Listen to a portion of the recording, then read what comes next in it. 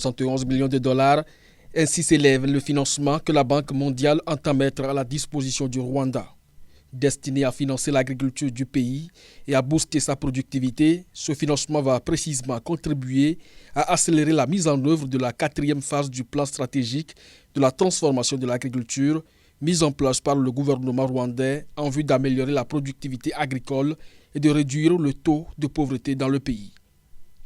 Il s'agira concrètement d'améliorer les chaînes de valeur de l'agriculture et de faciliter l'accès des petits fermiers aux services agricoles, ce qui permettra d'améliorer leur productivité et leur ouverture sur le marché national et international.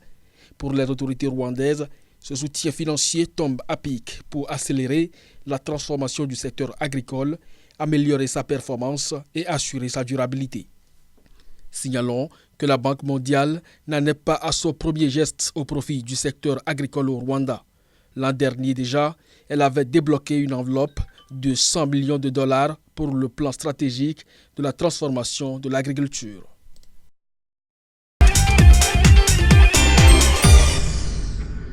Selon une étude réalisée par l'association solaire allemande BSV Solar et Becquerel Institute, le marché africain du solaire voltaïque pourrait peser 30 gigawatts d'ici 2030, soit 6 fois sa capacité actuelle. Intitulé Solarise Africa Market Report et reposant sur les 10 premiers pays avec le plus fort potentiel solaire sur le continent africain, cette étude révèle clairement qu'il existe encore un important potentiel solaire inexploité en Afrique. Et ce constat est valable pour chacun des 10 pays étudiés, à savoir l'Afrique du Sud, l'Égypte, le Maroc, le Nigeria, le Ghana, l'Égypte, l'Éthiopie, l'Angola, la Namibie et la Tanzanie. En croit le directeur exécutif du BSV Solar que le potentiel solaire en Afrique est au moins aussi grand que la demande et il y a de quoi être optimiste dans la mesure où le besoin de photovoltaïque est estimé à environ 2000 TWh pour décarboniser la consommation électrique du continent d'ici 2040. Et pour le moment, précise le rapport, l'Afrique concentre à peine 1% de la capacité photovoltaïque installée dans le monde. Cependant, au cours de l'année écoulée, 1 gigawatt supplémentaire a été mis en place, soit un taux de croissance de 25% de la filière.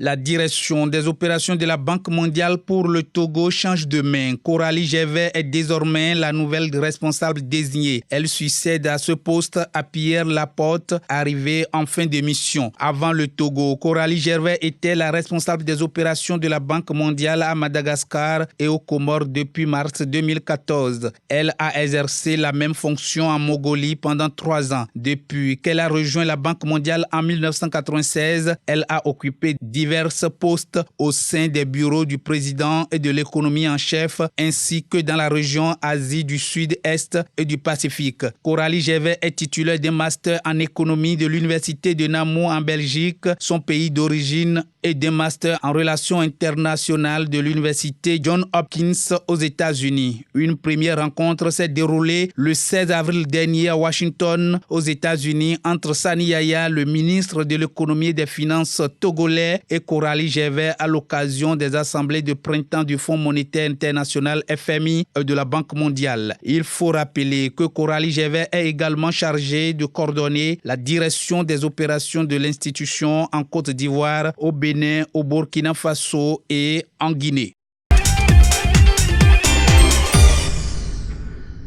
Avec le don de 55 millions de dollars, le Conseil des administrateurs de la Banque mondiale entend donner un coup d'accélérateur à l'employabilité des jeunes dans la région de Marrakech-Safi, au Maroc.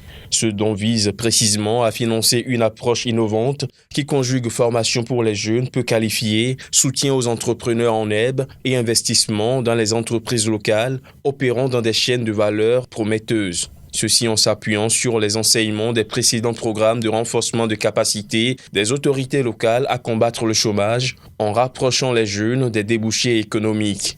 Il s'adresse aux jeunes femmes et aux jeunes hommes qui ne sont actuellement ni au travail, ni à l'école, ni en formation, mais également de jeunes entrepreneurs en herbe ou des entités de petite et moyenne taille opérant dans des chaînes de valeur ayant un fort potentiel de croissance. Dans sa mise en œuvre, le projet ouvrira des guichets uniques pour offrir des services d'orientation professionnelle et une formation continue dans les 7 provinces de la région et dans la préfecture de Marrakech sous le dynamisme de l'Agence nationale de promotion de l'emploi et des compétences. Pour la directrice des opérations de la Banque mondiale pour le Maghreb, il s'agit ici de mobiliser la vaste expérience internationale de l'institution afin de proposer des solutions innovantes aux autorités du royaume chérifien en vue de stimuler la création d'emplois dans la région de Marrakech-Safi.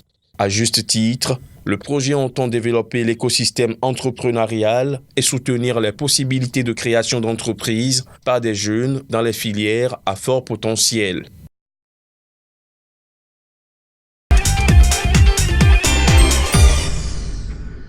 Après plusieurs années de récession, la République du Congo renoue avec la croissance. L'économie du pays devrait afficher un taux de plus de 5% en 2019 contre 1% en 2018. Selon le Fonds monétaire international qui a rendu public ces données, cette reprise économique devrait être favorisée par une forte expansion de la production pétrolière qui avait été touchée par les récentes fluctuations des cours des matières premières. La reprise progressive de la croissance du secteur non pétrolier tirée par l'agriculture, la sylviculture et le transport devrait également contribuer à la reprise de la croissance globale du Congo. Le pays pourrait même bénéficier d'une facilité élargie de crédit de la part du FMI pour financer son programme de réforme. En effet, depuis plusieurs années, les négociations pour obtenir une telle aide s'étaient avérées infructueuses en raison d'une politique de la dette jugée faible et d'une stratégie anticorruption peu performante. La décision du FMI est motivée par les récentes actions du gouvernement congolais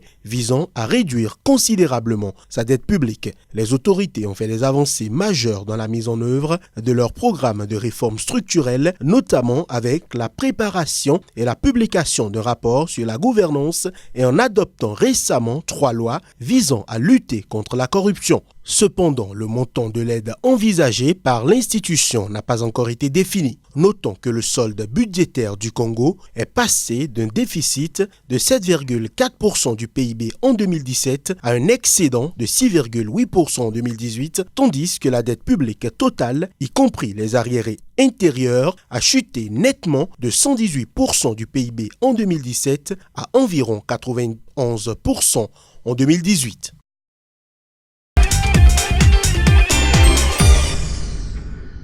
Le continent noir ne comptait que 39 milliardaires en 2018 et leur fortune cumulée s'élève à 83 milliards de dollars. C'est ce qui ressort d'une étude publiée la semaine dernière. Elle révèle que le nombre de milliardaires africains a enregistré une baisse de 11,4% par rapport à 2017, tandis que leur fortune cumulée a fondu de 10,6%. Au plan mondial, les milliardaires sont aussi devenus moins nombreux et moins riches. Ils sont estimés à 2604 milliardaires dans le monde en 2018 contre 2754 en 2017, soit une baisse de 5,4%. La fortune cumulée de ces milliardaires s'est établie à 8 562 milliards de dollars en 2018 contre 9 205 milliards en 2017, soit moins 7%. À l'origine de cette rétraction, les tensions commerciales, le ralentissement de la croissance économique et l'effondrement des marchés boursiers survenus en fin d'année. L'Europe reste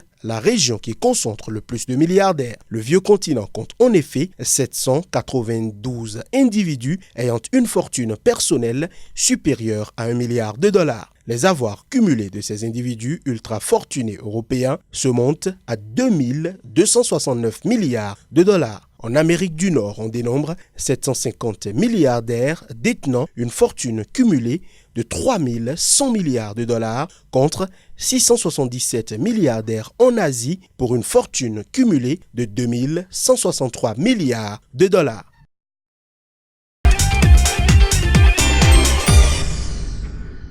Selon les résultats du sondage mené par le cabinet d'intelligence économique et de conseil Oxford Business Group, 72% des dirigeants d'entreprises africains sont convaincus que la zone de libre-échange continentale africaine va avoir un impact positif ou très positif sur le commerce intrarégional. Ce sondage a par ailleurs révélé que 84% des dirigeants d'entreprises africains ont déclaré avoir des attentes élevées ou très élevées concernant l'environnement local des affaires pour l'année à venir, alors que 78% d'entre eux ont annoncé que leur entreprise devrait réaliser un investissement significatif dans les 12 prochains mois. L'étude d'Oxford Business Group fait aussi ressortir que 38% des dirigeants d'entreprises sondés pensent que le facteur le plus susceptible d'impacter leur économie serait une hausse des prix du pétrole. En deuxième position, l'instabilité politique ou sécuritaire dans les pays voisins a été citée comme source d'inquiétude par 23% des chefs d'entreprise interrogés. Il faut dire que dans le cadre de ce sondage, Oxford Business Group a posé une série de questions en tête-à-tête à 787 hauts dirigeants d'entreprises originaires de 8 pays africains, à savoir le Maroc, le Nigeria, l'Égypte, la Côte d'Ivoire, le Kenya, le Ghana, l'Algérie et Djibouti.